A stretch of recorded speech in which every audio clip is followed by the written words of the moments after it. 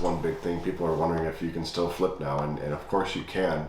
You just have to do your numbers correctly. What I'm doing now on my flips is I'm taking the ARV of a comp that hopefully closed in the last 30 to 60 days when I find my value, and I'm taking 10% off the ARV and then running my numbers that way.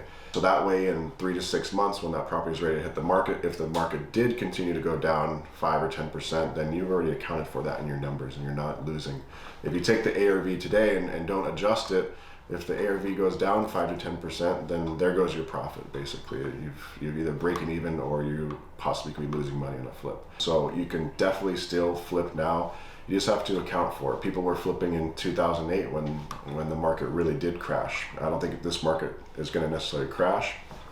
It is going to adjust, but people were flipping back then and they were accounting for, a downward, or depreciation of values between 3 to 5% per month. And people were making millions of dollars doing it. So you can flip in any market, you just have to really do your numbers correctly.